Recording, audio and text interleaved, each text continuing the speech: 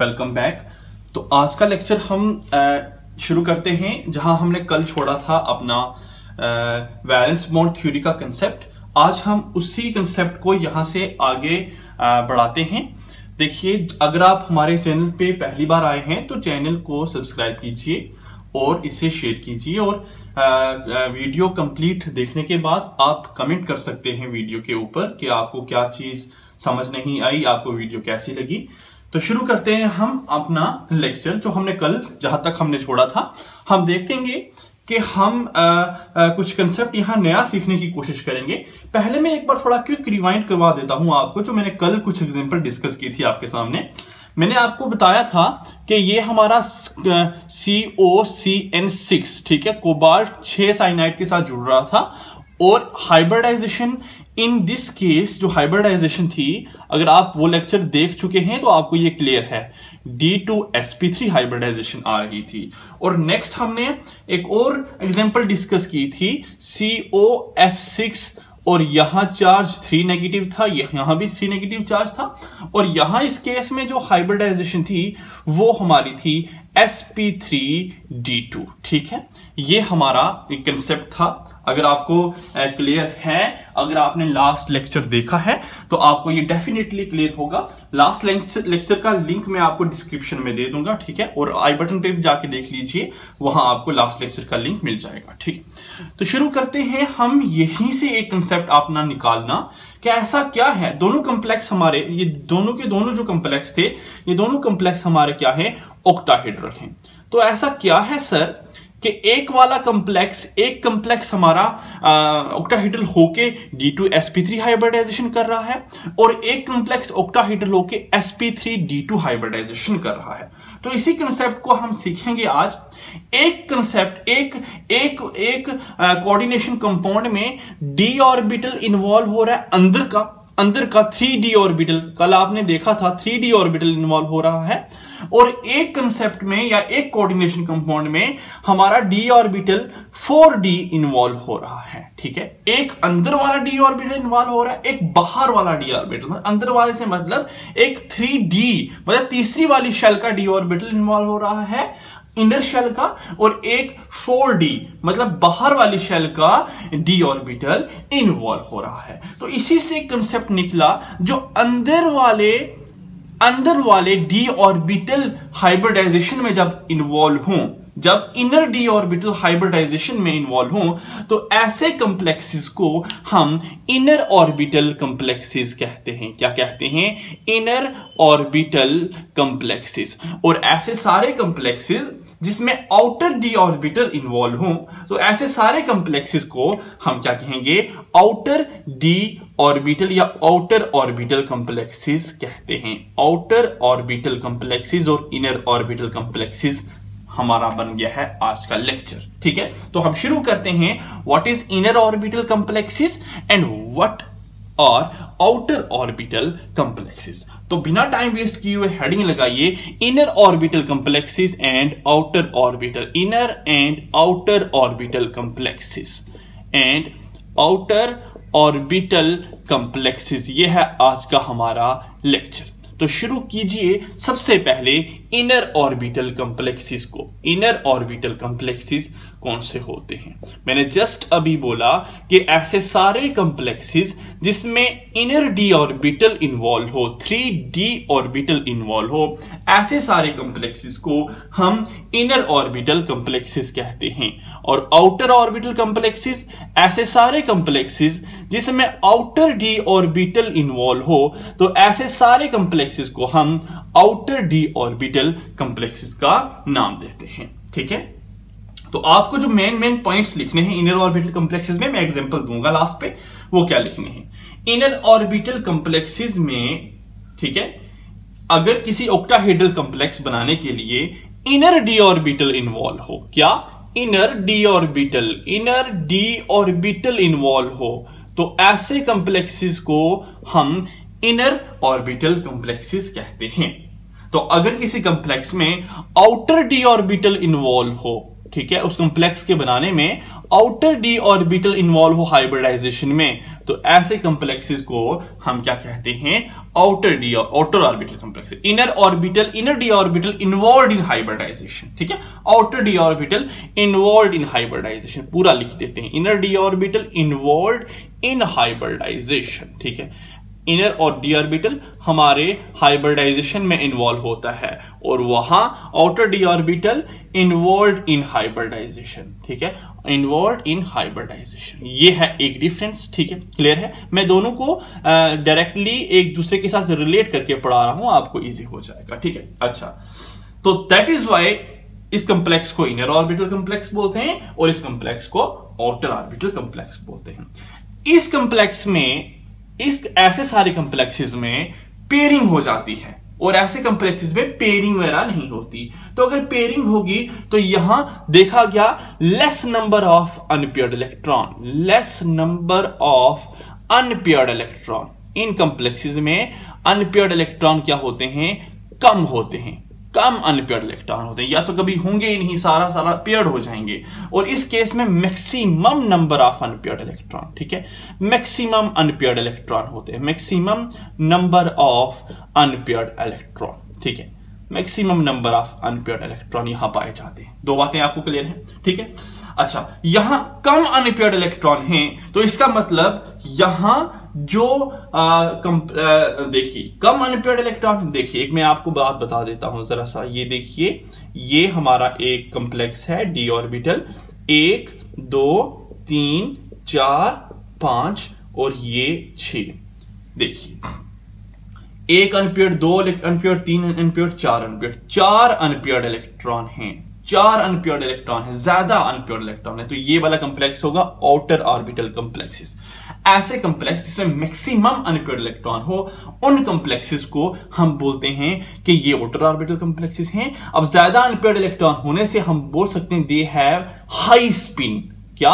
High spin. Spin magnetic movement आपने पढ़ा होगा, या आपने पढ़ा होगा spin quantum number. Spin quantum number आपने पढ़ा होगा, फोर्थ क्वांटम नंबर, जिसमें ज्यादा स्पिन दिखाई दे रही है, ज्यादा अनपेयर्ड इलेक्ट्रॉन दिखाई दे रहे हैं, तो they have high spin complexes, they have high spin complexes. अगर यहीं में एक और अनपेयर्ड पेयर कर दूं, यहां भी पेयर कर दूं, यहां भी पेयर कर दूं, तो आपको दिखाई देगी एक ही अनपेयर्ड इलेक्ट्रॉन है, एक अनपेयर्ड इलेक्ट्रॉन है, तो इसका मतलब ये हमारा क्या हुआ, इनर ऑर्बिटल कॉम्प्लेक्स, क्योंकि इनर ऑर्बिटल कॉम्प्लेक्स में नंबर ऑफ अनपेयर्ड इलेक्ट्रॉन कम होते हैं। ठीक है, मैं एग्जांपल देने वाला हूं, तो इसको हम बोलेंगे लो स्पिन कॉम्प्लेक्सेस, लो स्पिन कॉम्प्लेक्सेस, लो स्पिन कॉम्प्लेक्सेस। आप समझे इस बात से हाई स्पिन और लो स्पिन का मतलब क्या है? अगर आपने पढ़ा है, एक की स्पिन क्लॉकवाइज होती है 1/2, दूसरे की स्पिन एंटी क्लॉकवाइज होती है -1/2। तो अगर ये पेयर हो जाएंगे ना, तो पेयर होने से क्लॉकवाइज और एंटी क्लॉकवाइज आपस में कैंसिल कर देंगे। ठीक है, तो स्पिन खत्म, स्पिन 0, स्पिन 0, स्पिन 0, एक दूसरे को कैंसिल कर दिया, तो यहां सिर्फ एक ही स्पिन आई, वो है +1/2 या -1/2। ठीक है, क्लियर है आपको? एक अगर अनपेयर्ड इलेक्ट्रॉन एक अकेला होगा तो +1/2। अगर जैसे मैंने पहले कहा था कि अनपेयर्ड इलेक्ट्रॉन हमारे पास देखिए, अनपेयर्ड इलेक्ट्रॉन देखिए अब कितने हैं, अब कितने हैं? 4 अनपेयर्ड इलेक्ट्रॉन है, तो maximum unpaired electron outer orbital complexes में होते हैं। एक की आई +1/2, दूसरे की आई +1/2, तीसरे की आई +1/2, फोर्थ की आई +1/2। ये किया तो 1, ये किया तो 1, मतलब क्या आया इनका प्लस करके 2। तो आउटर ऑर्बिटल कॉम्प्लेक्सेस में स्पिन देखिए 2 आ रही है, और इनर ऑर्बिटल कॉम्प्लेक्सेस में हमने जब किया था सबको ऐड ऐसे ऐसे ऐसे, इनर ऑर्बिटल कॉम्प्लेक्सेस में स्पिन क्या आ रही थी? सिर्फ हाफ आ रही थी, 1/2। तो इनर ऑर्बिटल कॉम्प्लेक्सेस में कम अनपेयर्ड इलेक्ट्रॉन होते हैं, कम अनपेयर्ड इलेक्ट्रॉन से उनकी स्पिन क्या होती है? कम होती है, तो they have low spin complexes. और आउटर ऑर्बिटल कॉम्प्लेक्सेस में मैक्सिमम अनपेयर्ड इलेक्ट्रॉन होते हैं, ज्यादा अनपेयर्ड इलेक्ट्रॉन होते हैं, ज्यादा अनपेयर्ड इलेक्ट्रॉन से उनकी स्पिन भी क्या होती है? हाई होती है। तो इनका एक और नाम पड़ गया यहां से। मुझे उम्मीद है कि आपको ये वाला क्लियर हुआ होगा। इसी पॉइंट को रिवाइंड करके एक बार फिर से देख लीजिए, डेफिनेटली क्लियर हो जाएगा। तो कम अनपेयर्ड इलेक्ट्रॉन होने से ऐसे सारे कंप्लेक्सेस को हम लो स्पिन कंप्लेक्सेस कहते हैं। They are also known as low spin complexes. ये पॉइंट बड़ा इंपॉर्टेंट है। They are also known as low spin कॉम्प्लेक्सेस इन्हें हम लो स्पिन कॉम्प्लेक्सेस भी कहते हैं, और इनको हम क्या कहते हैं, हाई स्पिन कॉम्प्लेक्सेस। क्या कहते हैं, हाई स्पिन कॉम्प्लेक्सेस। ये पॉइंट बहुत इंपॉर्टेंट है दोनों के लिए, ठीक है, समझिए, समझना बड़ा इंपॉर्टेंट था, ठीक है। They are also known as high spin complexes. और लास्ट इंपॉर्टेंट पॉइंट कि इन सारे कॉम्प्लेक्सेस में जो हाइब्रिडाइजेशन होती है वो होती है D2sp3 हाइब्रिडाइजेशन। क्या, D2sp3 इनर d ऑर्बिटल, ठीक है, D2, और इसमें आउटर d ऑर्बिटल इन्वॉल्व होता है तो हाइब्रिडाइजेशन होगी sp3d2, ठीक है। बस यही है डिफरेंस इनर ऑर्बिटल कॉम्प्लेक्सेस और आउटर ऑर्बिटल कॉम्प्लेक्सेस में। तो एक बार एग्जाम्पल एक डिस्कस कर लेंगे इनर ऑर्बिटल कॉम्प्लेक्सेस और आउटर ऑर्बिटल कॉम्प्लेक्सेस की, जो मैंने कल भी करवाई हैं। आज दोबारा से वही एग्जाम्पल रिवाइंड करने वाला हूं, वही सब चीजें रिवाइंड करने वाला हूं, जरा देखिए, ठीक है। जो मैंने कल भी आपको करवाई थी वही एग्जाम्पल दोबारा से। एग्जाम्पल देखिए जरा क्या है। एग्जाम्पल है COCN6 और ऊपर चार्ज 3 नेगेटिव। और इस केस में मैं एग्जाम्पल ले रहा हूं आपके सामने, कल वाली एग्जाम्पल बिल्कुल सेम है, COF6 और यहां ऊपर चार्ज 3 नेगेटिव। कोबाल्ट है, यहां भी कोबाल्ट है। डायरेक्ट कोबाल्ट की इलेक्ट्रॉनिक कॉन्फ़िगरेशन बताइए। कोबाल्ट का एटॉमिक नंबर 27, कोबाल्ट का एटॉमिक नंबर 27, कोबाल्ट का एटॉमिक नंबर यहां इस केस में भी 27। क्लियर, दोनों को क्लियर है, सबको, सबकी एग्जांपल्स क्लियर है। अच्छा जी, ठीक है। कोबाल्ट की इलेक्ट्रॉनिक कॉन्फ़िगरेशन क्या है, आर्गॉन लिखना है 18 तक इलेक्ट्रॉनिक कॉन्फ़िगरेशन, यहां भी आर्गॉन 18 तक इलेक्ट्रॉनिक कॉन्फ़िगरेशन। आर्गॉन के बाद 3d7 4s2 4p0 और 4d0, यही बात है, ठीक है। आर्गन 18 19 20 20 और 7 27, ठीक है। यहां भी लिखिए 3d7 4s2 4p0 और 4d0। क्लियर है। ऑर्बिटल इलेक्ट्रॉनिक कॉन्फ़िगरेशन लिखी जाए जरा, चलिए ऑर्बिटल इलेक्ट्रॉनिक कॉन्फ़िगरेशन लिखते हैं।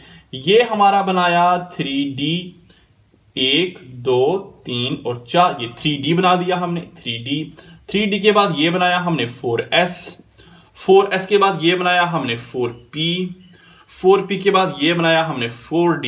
तो आपके सामने ये 4p है और ये 4d है। यहां भी 3d बनाया, तो ये बनाया मैंने 3d, एक बार दोबारा से देखिए 3d, ये बनाया मैंने 4s का एक ऑर्बिटल, ये बनाया 4p के 3 ऑर्बिटल, ये बनाया 4d और 4d के 5 ऑर्बिटल आपके सामने, ठीक है। अब जरा देखिए 3d में कितने इलेक्ट्रॉन, 7, तो 1 2 3 4 5 6 और 7, और 4s में 2 इलेक्ट्रॉन हैं। यहां भी 7, 1 2 3 4 5 6 और 7, और 4s में कितने इलेक्ट्रॉन हैं, 2 इलेक्ट्रॉन है। यहां तक आपको क्लियर है।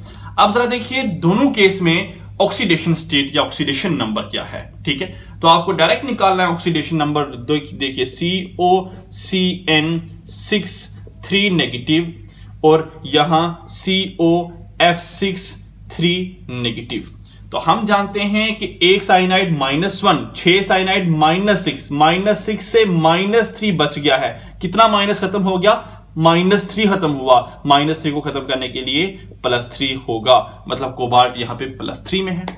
यहां 6 फ्लोरीन एक के ऊपर -1, 6 के ऊपर -6 से -3 बचा। इसका मतलब कितना माइनस किया, 3 माइनस को जाने में 3+ का हाथ है। दोनों में आपकी जो ऑक्सीडेशन स्टेट है वो क्या है, +3। मतलब कोबाल्ट दोनों केस में +3 ऑक्सीडेशन स्टेट में है। तो कोबाल्ट अगर +3 ऑक्सीडेशन स्टेट में है तो कोबाल्ट को 3 इलेक्ट्रॉन क्या करने हैं, लॉस करने हैं। तो कोबाल्ट करेगा 3 इलेक्ट्रॉन लॉस। अब मैं दोबारा से ये नीचे नहीं लिखने वाला, यही बॉक्सेस आपको नीचे दोबारा से लिखने हैं। आपको नोट्स पे मिल जाएगा A to Z लिखा हुआ, वहां से आप लिख लीजिए, समझ आ जाएगा आपको, ठीक है। अब दोबारा से मैं ये बॉक्सेस नहीं लिखने वाला, यहीं से क्लियर करने वाला हूं। 3 इलेक्ट्रॉन लॉस करने हैं, 1 2 इलेक्ट्रॉन 4s से लॉस हो गए और 1 इलेक्ट्रॉन आपका 3d से लॉस हुआ, ठीक है। तो ये है आपका, ये देखिए ये ठीक है, 1 इलेक्ट्रॉन 3d से लॉस हुआ। यहां से भी 2 इलेक्ट्रॉन 4s से लॉस कीजिए और 1 इलेक्ट्रॉन अपना 3d से लॉस कीजिए। क्लियर है। ये हमारी CO3 पॉजिटिव वाली इलेक्ट्रॉनिक कॉन्फ़िगरेशन बन चुकी है। अच्छा जी, यहां तक क्लियर है। अब जरा देखिए हमारा लीगेंट कौन सा जुड़ा हुआ है। यहां CN जुड़ा हुआ है, यहां F जुड़ा हुआ है, ठीक है। नेक्स्ट जो क्रिस्टल फील्ड थ्योरी है वो हमें कंप्लीटली बताएगी इसके ऊपर। ये ड्रॉबैक बन जाता है वैलेंस बॉन्ड थ्योरी का कि ये ऐसा क्या था कि जिसकी वजह से एक ने पेयरिंग करवाई, एक ने पेयरिंग नहीं करवाई। ये ड्रॉबैक है वैलेंस बॉन्ड थ्योरी का। अब होता यहां पे है कि Cn एक ऐसा लिगेंड है जो कि पेयरिंग करवा देता है, जो कि इलेक्ट्रॉन की पेयरिंग करवा देता है, लेकिन फ्लोरीन एक ऐसा लिगेंड है जो कि इलेक्ट्रॉन की पेयरिंग नहीं करवा सकता। अब इलेक्ट्रॉन की पेयरिंग करवाएगा तो हमने पॉइंट पढ़ा था कि हाइब्रिडाइजेशन से पहले इलेक्ट्रॉन की पेयरिंग भी होती है, ठीक है। तो इलेक्ट्रॉन की पेयरिंग होगी, ये इलेक्ट्रॉन यहां से उठेगा और चला जाएगा यहां पे पेयर करने के लिए, ये इलेक्ट्रॉन यहां से उठेगा और चला जाएगा यहां पे पेयरिंग के लिए। क्लियर हुआ आपको? क्लियर हुआ आपको? ये हो गया जी क्लियर। यहां पे Cn ने पेयरिंग करवा दी, लेकिन यहां फ्लोरीन पेयरिंग नहीं करवा सकता। फ्लोरीन एक ऐसा लिगेंड है जो कि पेयरिंग नहीं करवा सकता, तो यहां पे पेयरिंग नहीं होगी। अब जरा देखिए कितने लिगेंड हैं? 6 लिगेंड के लिए 6 ऑर्बिटल, 4 लिगेंड के लिए 4 ऑर्बिटल खाली होने चाहिए। तो 6 लिगेंड के लिए 6 ऑर्बिटल खाली होंगे, क्योंकि एक लिगेंड 2 इलेक्ट्रॉन देगा और 6 लिगेंड 12 इलेक्ट्रॉन देंगे। 12 इलेक्ट्रॉन सिर्फ 6 ऑर्बिटल चाहते हैं, ठीक है। तो यही 6 लिगेंड 6 इलेक्ट्रॉन 12 इलेक्ट्रॉन देंगे। ये देखिए एक लिगेंड ने 2 इलेक्ट्रॉन दिए, इसने भी 2, इसने भी 2, इसने भी 2, इसने भी 2 और इसने भी 2। तो 1 2 3 4 5 6, यही 6 ऑर्बिटल हाइब्रिडाइजेशन में इन्वॉल्व होंगे। अंदर के D3 वाले 2 हैं, D2, एक S है और एक 3 P हैं। तो हाइब्रिडाइजेशन होगी D2sp3। अब यहां भी 6 लिगेंड हैं तो 6 ऑर्बिटल चाहिए होंगे। एक ऑर्बिटल ये, एक ऑर्बिटल ये, एक ऑर्बिटल ये, एक ऑर्बिटल ये, एक ऑर्बिटल ये, 1 2 3 4 5 6। लेकिन यहां पे अंदर का D नहीं इन्वॉल्व हुआ। यहां देखिए 3D, यहां एक बार फोकस कीजिए, कौन सा इन्वॉल्व हुआ है? 3D। लेकिन यहां बाहर का D इन्वॉल्व हुआ है, बाहर वाली शेल का, और उसका नाम क्या है? 4D। तो हाइब्रिडाइजेशन देखिए क्या है? S, उसके बाद P के 3 हैं और D के 2 हैं। तो हाइब्रिडाइजेशन इस केस में है sp3d2 और इस केस में है D2sp3। बस यही फर्क है। अब जरा सोचिए, इस केस में आपको दिखाई दे रहा होगा इनर डी ऑर्बिटल इन्वॉल्व हैं, तो हमने बोला inner d orbital involve in hybridisation. इस केस में बाहर का 4d ऑर्बिटल इन्वॉल्व है, तो हमने कहा outer d orbital involve in hybridisation. मैंने कहा था less number of unpaired electron, या तो होंगे नहीं या बड़े कम होंगे। तो आपको दिखाई दे रहा है अनपेयर्ड इलेक्ट्रॉन है ही नहीं है, 0 है, अनपेयर्ड इलेक्ट्रॉन है ही नहीं। तो इस केस में maximum number of unpaired electron देखिए 1 2 3 4, मैक्सिमम अनपेयर्ड इलेक्ट्रॉन आपको दिखाई दे रहे होंगे। पॉइंट नंबर सेकंड भी क्लियर है। लो स्पिन कॉम्प्लेक्सेस देखिए, स्पिन है यहां एक क्लॉकवाइज है, दूसरा एंटी क्लॉकवाइज है। एक मतलब +1/2 है, दूसरा -1/2 है, तो स्पिन 0, इसकी भी स्पिन 0, इसकी भी स्पिन, तीनों केस में स्पिन क्या आई?